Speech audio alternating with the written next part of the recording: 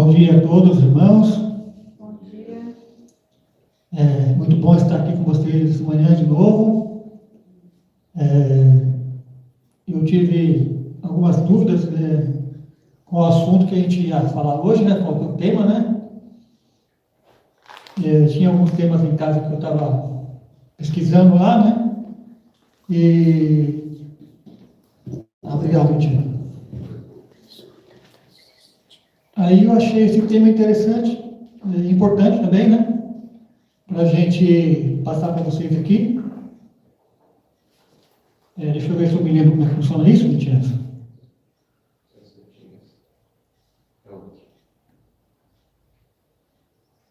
O primeiro...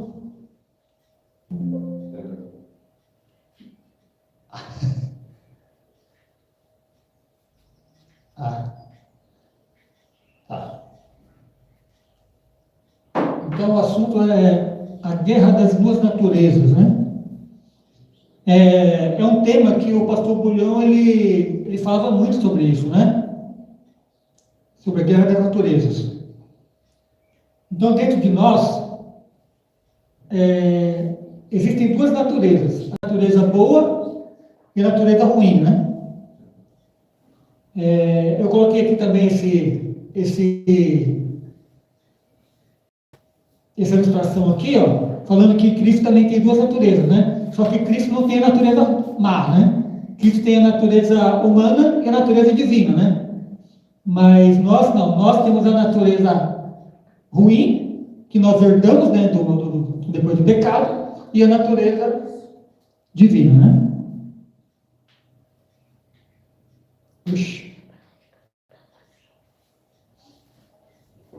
A experiência humana, segundo a perspectiva bíblica e teológica adventista, revela uma tensão interna e contínua entre as duas dimensões da natureza humana. A inclinação ao pecado, herdada da queda de Adão, né? E a capacidade de comunhão com Deus, adquirida ou restaurada em Cristo. Essa dualidade, frequentemente denominada guerra das duas naturezas, constitui um dos temas centrais da teologia cristã e possui profundas implicações para a soteriologia, a ética cristã e a vida devocional. Alguém sabe o que é soteriologia? Soteriologia é o estudo da doutrina da salvação, dentro da teologia sistemática, abordando como a salvação humana é alcançada. A palavra tem origem grega e significa estudo da salvação. A Igreja Adventista do Sétimo Dia, fundamentada na Bíblia e no escrito de Ellen White, tem enfatizado a importância de compreender esse conflito interno não apenas como uma questão moral, mas também como uma realidade espiritual que afeta todas as dimensões da vida humana: física, emocional, mental e espiritual. Pois eu sei que em mim, isto é, na minha natureza, nada de bom habita, pois embora eu queira fazer o bem, não consigo realizá-lo, pois eu não faço o bem que eu quero, mas o mal que eu não quero, esse eu continuo fazendo. Quem que falou essas palavras? O apóstolo Paulo, né? Romanos 7, 18 e 19. A luta entre o eu e o espírito é a mais árdua batalha que foi travada pelo ser humano. Sem a graça de Cristo, a vitória é impossível. Entre todas as batalhas que a gente conhece, que existiu no passado e que existe hoje, como por exemplo, essas guerras da Ucrânia, essas guerras do Irã, essas batalhas elas não são tão atrozes quanto a batalha que existe dentro do nossa mente. É uma disputa feroz que está tendo dentro da nossa mente para quem vai assumir o lugar da nossa mente, né? Este estudo propõe a investigar o conflito entre a natureza pecaminosa e a natureza divina no ser humano, buscando compreender suas origens, funcionamento e desfecho. À luz da teologia adventista, além disso, pretende analisar como a obra redentora de Cristo possibilita ao crente experimentar uma transformação efetiva, resultando na santificação e, finalmente, na glorificação. Então, durante toda essa palestra, a gente vai focar bastante nessa palavra, santificação e glorificação, que são dois objetivos, né, que nós procuramos alcançar, né, que é a santificação de Jesus, né, e a glorificação, que é a nossa salvação final, né. O apóstolo Paulo fornece um dos relatos mais detalhados desse conflito em Romanos 7, descrevendo a luta interna entre a carne e o espírito. Esse capítulo, em conjunto com outros textos bíblicos, fornece a base para a compreensão adventista da natureza humana e da transformação possível em Cristo. Romanos 7, 14 e 18 a 25. Sabemos que a lei é espiritual, mas eu sou carnal, vendido ao poder do pecado, pois não faço o bem que quero, mas o mal que eu não quero fazer, esse eu continuo fazendo. Quem me livrará do corpo que me leva a essa morte? Aqui tem a resposta, né? O próprio texto dá a resposta. Graças a Deus por Jesus Cristo, nosso Senhor. Então, Ele é que nos livrará do corpo dessa morte. Paulo explica que, embora a lei de Deus seja boa e santa, a natureza humana caída tem inclinações que resistem à obediência. Esse texto evidencia duas realidades. Primeira realidade, a santidade exigida pela lei divina. A lei de Deus, ela exige que nós sejamos santos, né? Jesus fala, sejais santos como eu sou santo, né? E número 2, a incapacidade da natureza humana caída de cumpri-la sem a intervenção divina. Então, sem a intervenção divina, sem o sacrifício de Cristo e sem a nossa ajuda de Cristo, nós não conseguiremos cumprir a lei, né? Em Gálatas 5, 16 a 25, Paulo contrasta as obras da carne com o fruto do Espírito. Portanto, digo, vivam pelo Espírito, e de modo nenhum satisfarão os desejos da carne, pois a carne deseja o que é contrário ao Espírito, e o Espírito o que é contrário à carne. Eles estão em conflito um com o outro. Este texto não apenas reforça a realidade do conflito interno, mas também apresenta a solução prática: viver pelo Espírito. Isso significa cooperação contínua com Deus, permitindo que a natureza divina opere no crente. Então, assim, não é somente... A gente não deve esperar de braços cruzados que somente Deus faça parte dele, né? Nós temos uma parte a fazer também. Ellen White comenta: quando os homens permitem que Cristo habite em seus corações, pelo Espírito Santo, eles têm a força necessária para subjugar a natureza pecaminosa e manifestar os frutos da justiça. Efésios 4, 22 a 24 enfatiza a necessidade de transformação interior. Quando a antiga maneira de viver, vocês foram ensinados a despir-se do velho homem, que se corrompe por desejos enganosos, e a renovar-se no espírito da mente, vestir-se do novo homem criado para ser semelhante a Deus em justiça e em santidade, proveniente da verdade. Efésios 4, 22 a 24. Esta passagem destaca a necessidade de despir-se do velho homem, a natureza pecaminosa, e revestir-se do novo homem, a natureza divina restaurada em Cristo.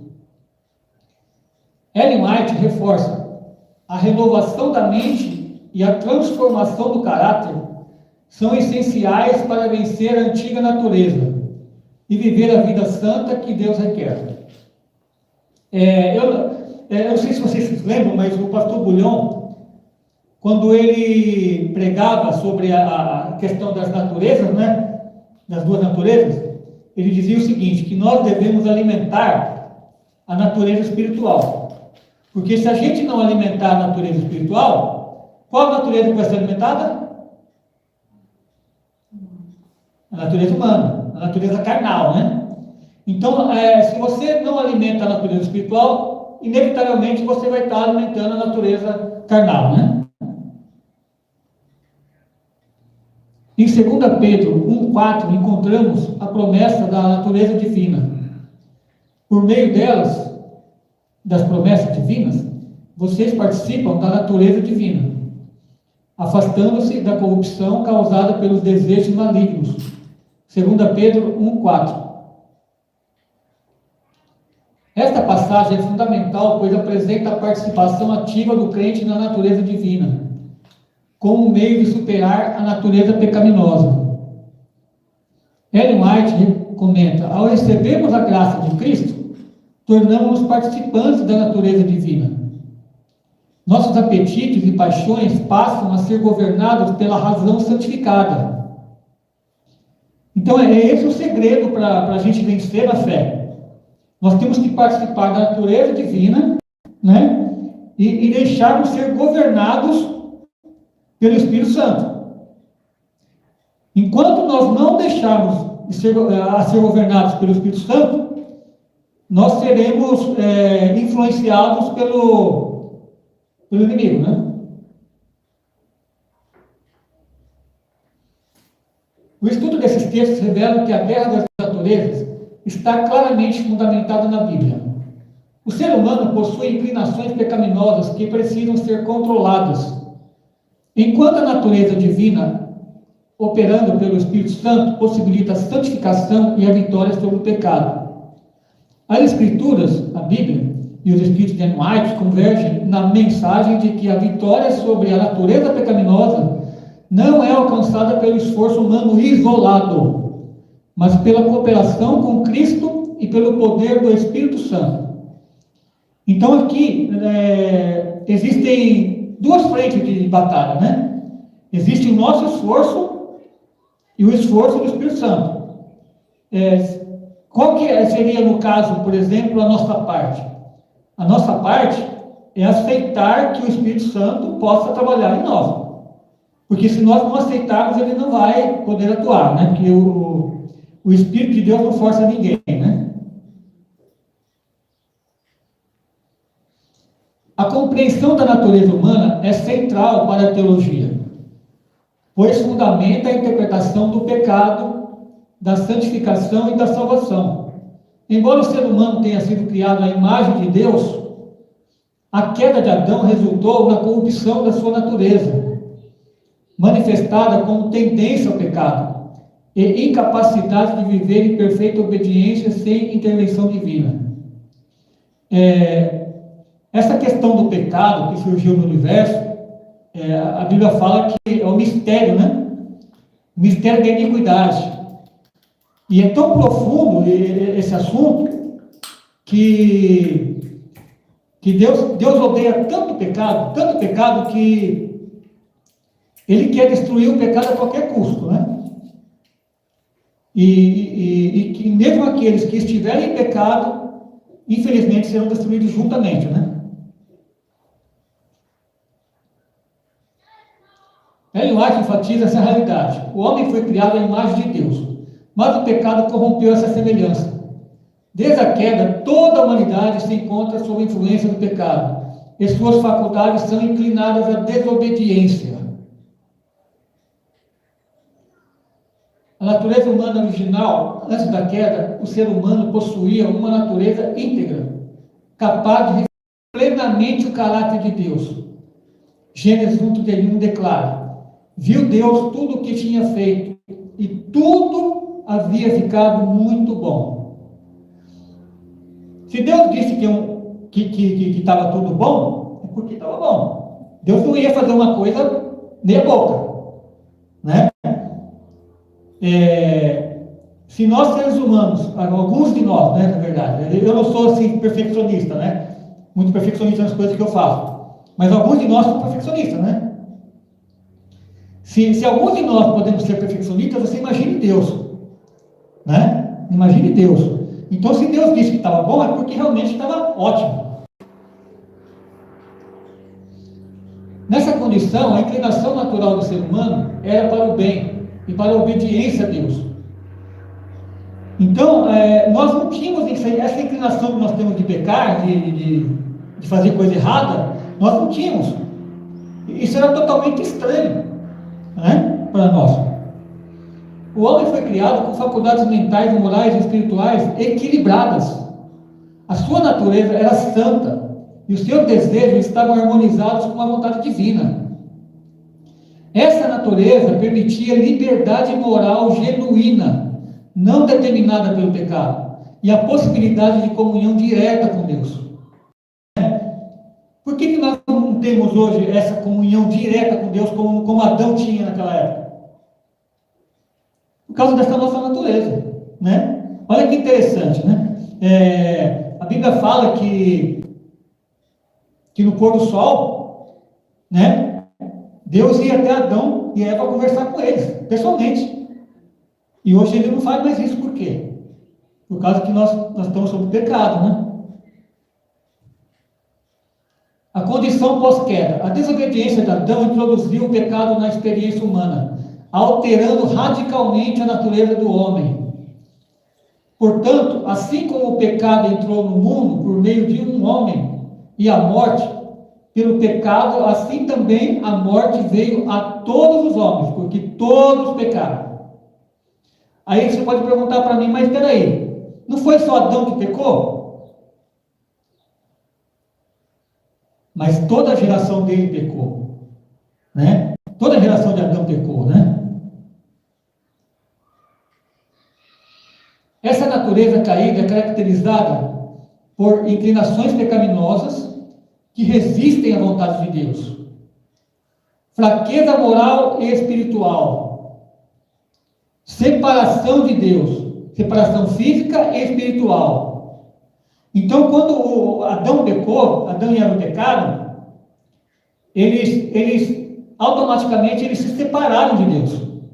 Eles tiveram uma ruptura com Deus. Aquilo foi um corte no relacionamento, né? Oxe, o que eu fiz aqui? Acho que deu problema aqui, não?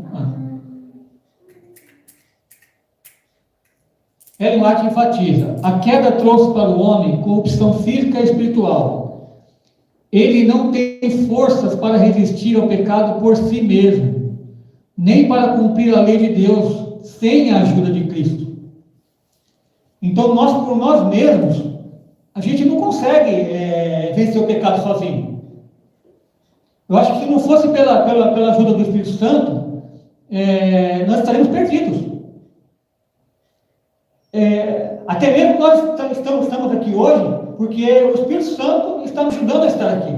Porque nós não teríamos vontade de estar aqui, se fosse por nós mesmos, né? A herança do pecado. Embora cada pessoa seja moralmente responsável por suas próprias escolhas, a herança do pecado afeta a natureza humana. Isso é, todos nascem com tendências ao mal, necessitando da intervenção de Deus para a regeneração. Então, assim como nós temos alguma herança negativa da família, por exemplo, né, alguns nascem com uma herança para ser diabético, né? Porque os pais eram diabéticos, ou os avós eram diabéticos. Alguns têm na família casos que têm câncer, e alguns nascem com herança para câncer, herança para alguma coisa. Uma coisa aconteceu aqui. Adão pecou e nós tivemos a herança de Adão, do pecado de Adão. É por isso que a Bíblia fala que todos pecaram, porque nós temos a herança de Adão. Ellen White explica isso aqui. Toda criança nasce com propensões pecaminosas. E essas tendências, se não forem controladas pela graça de Cristo, conduzem ao pecado ativo.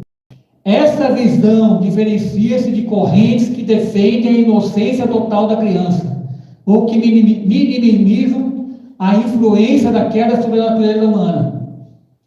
Então, isso que dizem alguns, que criança não tem maldade, que criança não tem pecado, é mentira.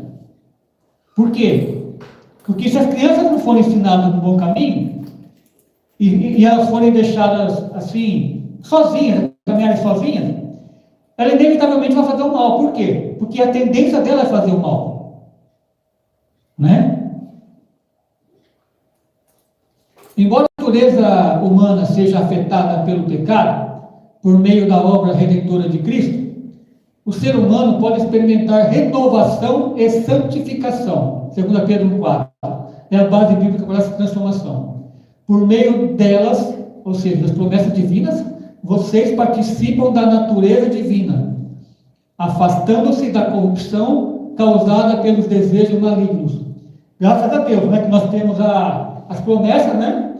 E nós podemos ter a natureza divina, né?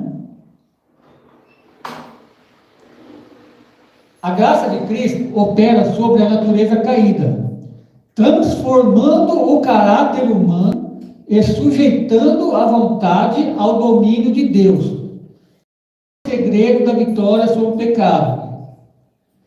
Então, graças a Deus que nós temos essa transformação, né? Que pode ocorrer essa transformação em nós, né? O processo de santificação envolve cooperação diária com o Espírito Santo, estudo da palavra de Deus e prática da disciplina espiritual. Assim, a antiga natureza pecaminosa é gradualmente submetida à nova natureza em Cristo. Então, nós temos que fazer com que a natureza carnal se submeta à natureza espiritual. E como é que nós vamos poder fazer isso? Através do estudo da palavra de Deus. Através do alimento espiritual, que é o estudo da palavra de Deus, e da oração, né, do jejum, né? Implicações práticas. O entendimento adventista da natureza humana tem profundas implicações para a vida cristã. Humildade, reconhecer a própria fraqueza e dependência da graça de Deus. Então nós temos que reconhecer que nós dependemos de Deus e que sem Ele a gente não vai conseguir vencer o inimigo sozinho, né? Disciplina espiritual, exercitar oração, jejum e domínio próprio, estudo da Bíblia e obediência. Eu pergunto para vocês, precisa ter domínio próprio para você estudar a Bíblia? E como precisa. E como precisa. É natural do ser humano ele olhar para um livro dessa grossura assim, ó, com aquelas letrinhas miudinhas, e não ter o desejo de ler. Até porque não é todos que gostam de ler, né? É natural.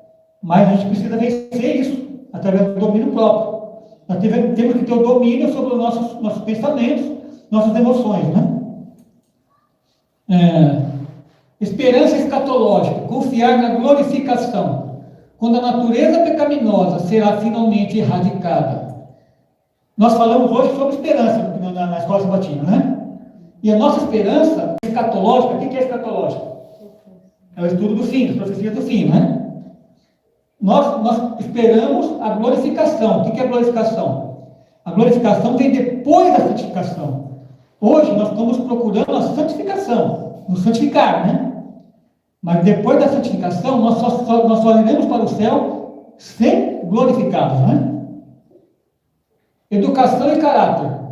Ensinar as novas gerações a submissão à vontade de Deus desde cedo. É aquilo que nós comentamos agora sobre as crianças. A criança, ela nasce com propensões para o mal. É nosso objetivo ensinar elas desde cedo, né? A educação cristã deve visar a controlar a natureza humana, cultivar hábitos de obediência e fortalecer o caráter para a vida eterna. É um aprendizado a vida toda, né? A análise da natureza humana, segundo Ellen White e a teologia adventista, revela que o ser humano possui uma natureza caída, marcada pelo pecado, mas que pode ser transformada pela graça de Cristo. Essa transformação é progressiva e exige cooperação contínua do crente com o Espírito Santo. Então, assim, não tem jeito. Não tem jeito. nós devemos ajudar também. Nós temos que ter a vontade, né? Nós temos que ter o desejo, né? E o domínio para poder, né, fazer a nossa parte, né? A compreensão desta realidade é essencial para entender a guerra das duas naturezas e a prática da santificação. Então, assim, a santificação a gente consegue justamente deixando que o Espírito domine nós, né? O Espírito de Deus, e que nós possamos ajudar, né? A Bíblia ensina que Cristo se fez plenamente humano, assumindo carne semelhante à do homem, porém sem pecado, né? Nós devemos tomar cuidado o seguinte: há pessoas que não acreditam que Cristo era Deus, e há pessoas que também não creem que Cristo era Deus, mas que ele não tinha o corpo, né? O corpo humano, né?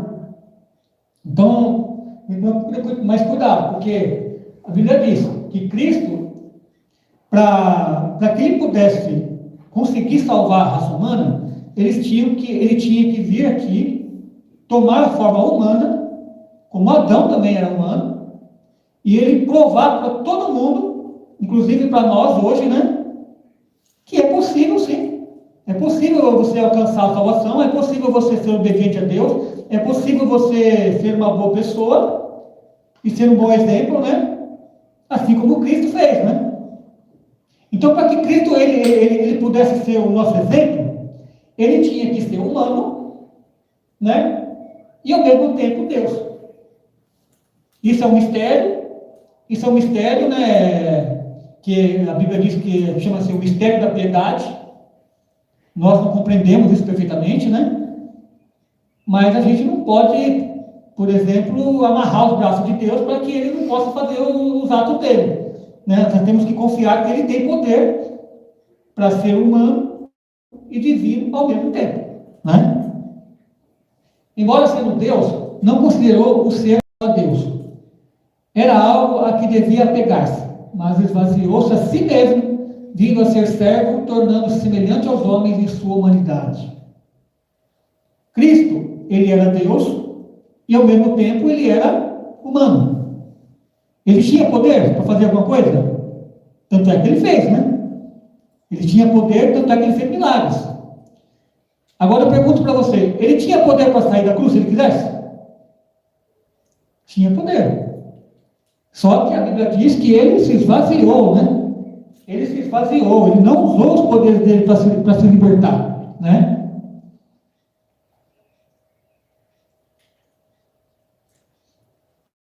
Hebreus 4,15 diz: porque não temos um sumo sacerdote que não possa compadecer-se de nossas fraquezas, mas alguém que, como nós, passou por todas as tentações, porém sem pecado. Alguém que, como nós, ou seja, humanos como nós, né? Esses textos confirmam que Cristo assumiu a humanidade em suas fraquezas, mas sem se corromper pelo pecado. A vitória de Cristo é, portanto, um exemplo vivo de que a natureza humana pode sim resistir ao pecado, possibilitando ao crente compreender a operação necessária com o Espírito Santo. Então, assim, essa é a prova, né, bíblica, de que nós podemos sim vencer o pecado pelo poder de Cristo, porque ele venceu como ser humano também. Ellen White declara, ao afirmar que Cristo assumiu a natureza humana posterior à queda, ou seja, a mesma natureza que todos os descendentes de Adão têm, mas sem se render ao pecado. Olha que interessante. Cristo, ele assumiu a forma humana depois da queda. Cristo não assumiu a forma humana quando ele criou Adão. Ou seja, ele assumiu nós com o corpo já em pecado, né? Apesar de Cristo não ter pecado nenhum, mas ele assumiu a forma humana pecaminosa, né? Cristo tomou sobre si a natureza humana com suas fraquezas, porém sem participar de suas tendências pecaminosas. Assim ele pôde resistir às tentações e nos fornecer um exemplo perfeito. É aquilo que a gente comentou na classe, Vincenzo. Cristo, ele nos forneceu um exemplo perfeito para que nós repliquemos o caráter dele. Esse foi o objetivo de Deus, de Jesus, né? Em outra passagem, Ellen White explica a função desse modelo. O homem por si mesmo é fraco, mas em Cristo, que assumiu a nossa natureza, encontra-se o poder para vencer o pecado. Essa visão reforça que a vitória sobre o pecado é possível na vida do crente. Pois Cristo não apenas resistiu ao pecado, mas também transmitiu os meios para que a humanidade cooperasse com a graça divina. Então, Cristo possibilitou os meios. Ou seja, se ele possibilitou os meios, é porque nós temos a nossa parte a cumprir, né? Implicações para a guerra das duas naturezas. A compreensão da natureza de Cristo afeta diretamente a guerra das duas naturezas do crente. Modelo de vitória. Cristo demonstrou que a natureza humana, mesmo caída, pode resistir ao pecado pela graça e pelo Espírito Santo. Segurança da justificação. A vitória de Cristo é aplicada ao crente, garantindo que a justiça de Cristo seja imputada àqueles que confiam nele. Então nós temos essa segurança, né, pela vitória de Cristo na cruz, e a vitória dele foi imputada a nós, né, e nós temos a garantia da salvação. Processo de santificação. A experiência de Cristo como exemplo inspira o crente a cooperação contínua com Deus, permitindo o controle da natureza pecaminosa. Se nós vencemos a natureza pecaminosa, dia a dia, nós vamos nos santificar dia a dia, cada vez mais, a semelhança de Cristo. Dimensão escatológica. Mostra que a erradicação da natureza pecaminosa é possível e será completada na glorificação, por ocasião da volta de Cristo, né? 1 Coríntios 15, 53 e 54. O estudo da natureza de Cristo, à luz da Bíblia e dos escritos de Ellen White, demonstra que a vitória sobre a natureza pecaminosa é tanto um exemplo quanto uma promessa para o crente. Cristo assumiu a natureza humana caída, resistiu ao pecado e possibilitou que a humanidade cooperasse com o Espírito Santo na guerra contra as tendências pecaminosas. Já comentamos sobre isso, né? A luta espiritual é a experiência cristã é marcada pela luta contínua entre a natureza pecaminosa e a natureza divina. Realidade que Paulo descreve com clareza em Romanos 7 e Gálatas 5. Esta guerra interior não é apenas teórica, mas se manifesta nas escolhas diárias, na disciplina espiritual e no desenvolvimento do caráter cristão. Então, assim, nas nossas escolhas diárias, do que nós vamos fazer durante o dia, nós definimos de que lado nós estaremos, né? O que nós estamos fazendo, né? A vitória sobre a natureza pecaminosa é possível, progressiva e sustentada pelo Espírito Santo, culminando na santificação completa do crente. Ellen White explica isso. O processo da santificação é obra de toda a vida. O homem nunca pode estar satisfeito com sua própria força. Ele deve depender de Cristo em tudo.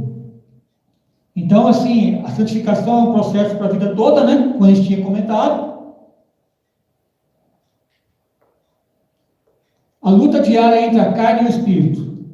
Paulo descreve a experiência do crente como uma batalha interna, pois o que desejo fazer não faço, mas o que odeio eu faço. Essa tensão entre o desejo de fazer o bem e a inclinação natural ao mal caracteriza a guerra das naturezas. A carne representa a natureza pecaminosa, enquanto o Espírito Santo representa a natureza divina restaurada em Cristo. Gálatas 5,17 reforça: pois a carne deseja o que é contrário ao Espírito, e o Espírito o que é contrário à carne.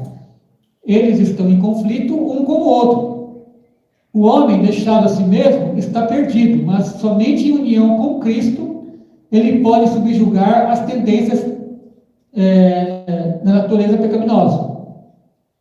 Essa luta é simbólica, ou melhor, ela não é simbólica, é uma experiência real, constante e pessoal, que é vigilância, oração e disciplina espiritual.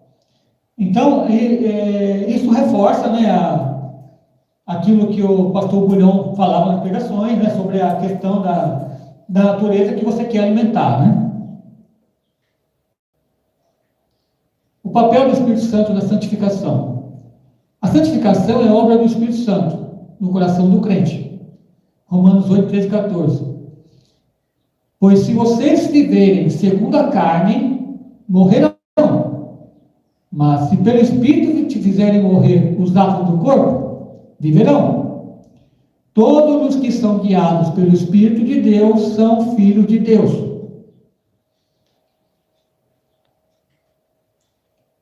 A presença do Espírito Santo possibilita a nós o controle das inclinações pecaminosas, o desenvolvimento do fruto do Espírito. Será que alguém poderia ler para mim Gálatas 5, 22 e 23?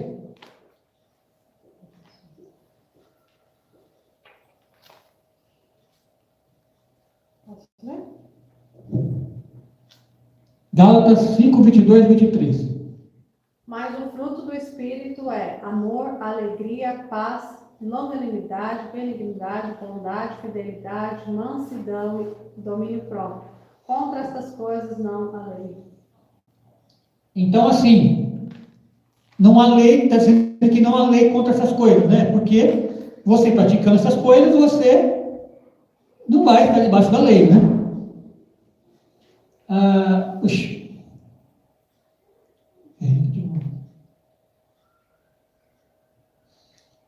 A transformação do caráter em conformidade com a vontade divina. Então, a presença do Espírito Santo possibilita essas três coisas, né? O controle das inclinações pecaminosas, o desenvolvimento do fruto do Espírito, que a Elisângela acabou de ler, e a transformação do nosso caráter em conformidade com a vontade divina. O Espírito Santo não age sozinho, ele coopera com a vontade humana. É por isso que a gente comentou desde o começo, né? Que nós devemos fazer a nossa parte, né? O crente deve entregar-se totalmente a Cristo, permitindo que o Espírito governe seus pensamentos, palavras e ações. Práticas espirituais e disciplina. Para subjugar a natureza pecaminosa, a Bíblia recomenda práticas concretas. Aqui vem assim o que nós devemos fazer, né, para que nós possamos alimentar a natureza espiritual, né, em nós, né? Oração constante, buscar força e direção divina, Filipenses 4, 6 e 7. Estudo da palavra, meditar na Bíblia diariamente, permitindo que os princípios divinos moldem o caráter, Salmo 119, verso 11. Confissão e arrependimento. Reconhecer falhas e buscar renovação. 1 João 1, 9. Jejum e temperança. Exercitar o domínio próprio sobre desejos físicos e emocionais. 1 Coríntios 9, 27. Serviço ao próximo. Desenvolver compaixão e altruísmo como expressão prática da natureza divina. Né? É aquilo que a Bíblia fala, né? Que a fé sem as obras, ela é morta, né? A prática constante da oração, do estudo da palavra e da obediência produz a transformação do caráter. Sem essa disciplina, a vitória sobre a natureza pecaminosa é impossível.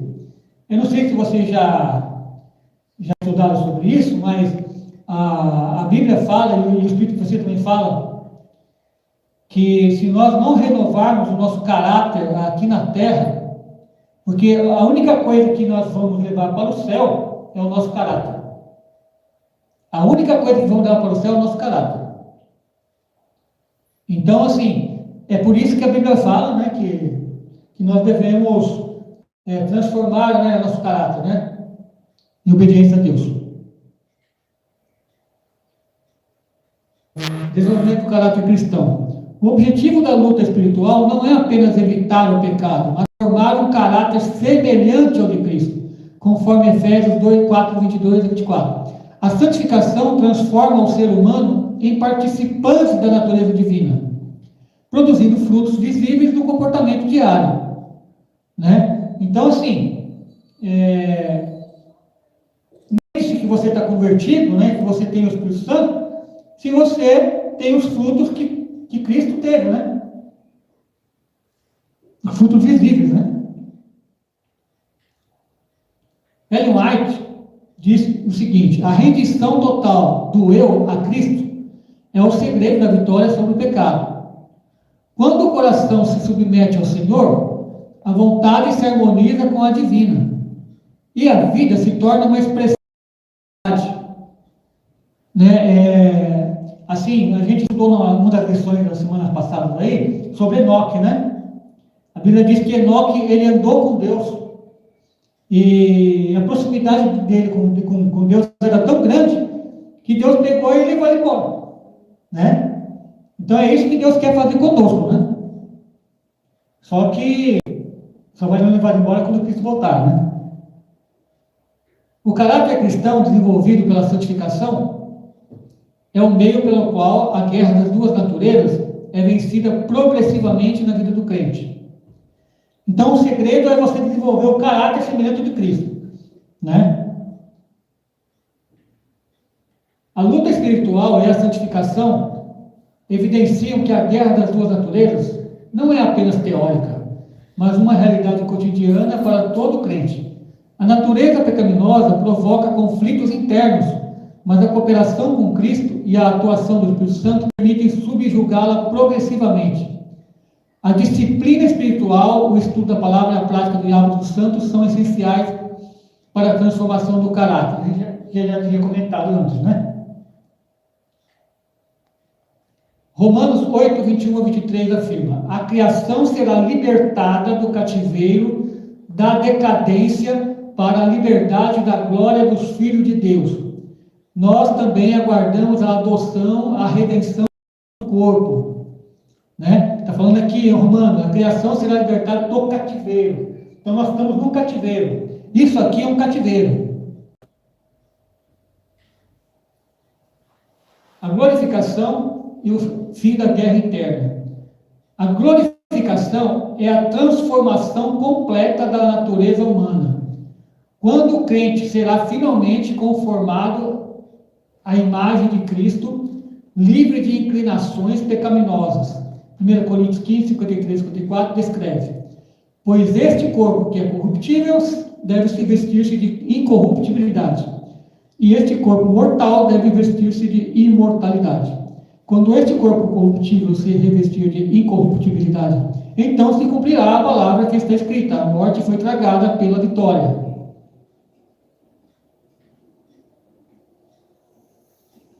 A Bíblia não apenas reconhece a guerra das duas naturezas na vida presente, mas também projeta a sua resolução na escatologia, isto é, na consumação dos tempos. A vitória final sobre a natureza pecaminosa será realizada na glorificação, quando a humanidade será transformada à imagem de Cristo e a guerra interna cessará. Esse aspecto da fé adventista oferece esperança e motivação prática para a santificação diária, lembrando ao crente que a vitória completa não depende apenas de seus esforços, mas da obra consumada de Deus. Então, a glorificação, na verdade, ela é um incentivo para nós. Porque na glorificação, você não vai ter mais esse desejo de pecar, você não vai se sentir mais fraco, essa tendência para o mal que nós temos não existirá mais, né?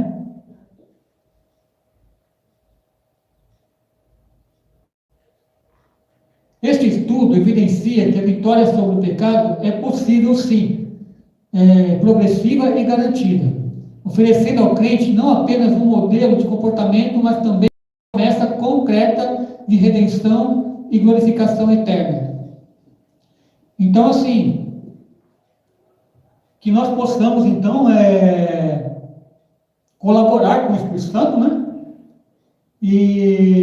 Porque depende, de certa forma, de nós, né?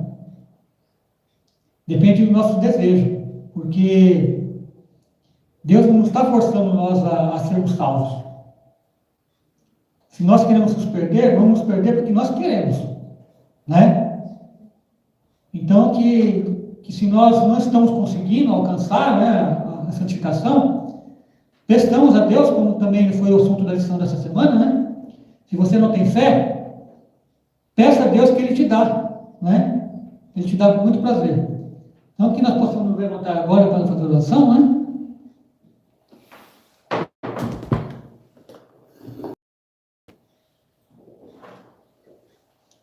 Querido Deus, que habita na altura dos céus, somos muito gratos a Ti, ó Pai, pela palavra que Tu nos concedeste, pelo esclarecimento e pela unção do Teu Espírito Santo, ó Pai, para nos ajudar a alcançar o objetivo principal, que é a santificação e, enfim, a glorificação, Pai. Queremos capacitar, portanto, cada dia, a começar de hoje, e que possamos, todos os dias, ó Pai,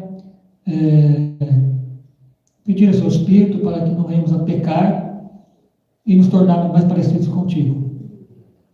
Continue conosco no restante desse sábado, abençoe a todos que estão aqui e os que também não vieram, em nome e pelo amor de Jesus. Amém.